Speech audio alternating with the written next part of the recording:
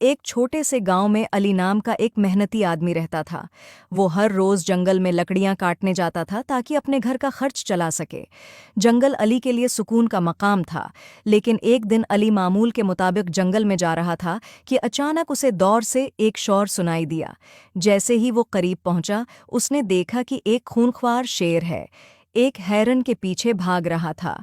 वो हैरन खौफजदा होकर अपनी जान बचाने के लिए दौड़ रहा था, और उसके साथ एक छोटा सा हैरन का बच्चा भी था जो बहुत कमजोर और डरा हुआ था। हवा था।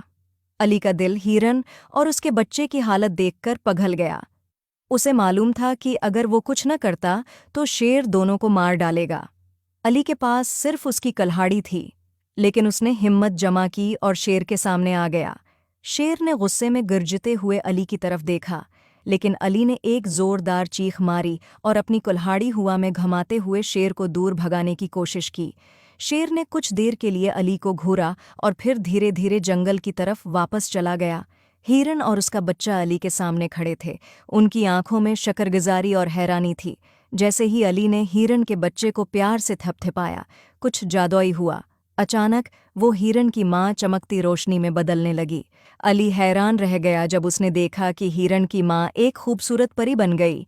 परी की चमकती हुई सुनहरी पर और नर्म मुस्कुराहट ने जंगल को रोशनी से भर दिया। परी ने मुस्कुराकर अली से कहा, तुमने आज मेरी और मेरे बच्चे की जान बचाई है। मैं असल में एक परी हूँ और कुछ अरसे के लिए इस हिरन की शक्ल में थी। तुम्हारी बहादुरी और नेकी की वजह से मैंने अपनी असल शक्ल दोबारा हासिल कर ली है। अली हैरान और खुश हुआ, लेकिन उसने सिर्फ मुस्कुराकर कहा, मैंने तो बस मदद की, ये मेरी जिम्मेदारी थी। परी ने कहा, तुम्हारी नेकी के बदले में मैं तुम्हें एक तोहफा देना चाहती हूँ। परी ने उसे एक जादुई बर्तन दिया जिसमें जो कुछ भी डालते वो दोगुना हो जाता। एल ये देखकर बहुत खुश हुआ। परी ने अपने सुनहरी परों को फैलाया और आसमान की तरफ उड़ गई।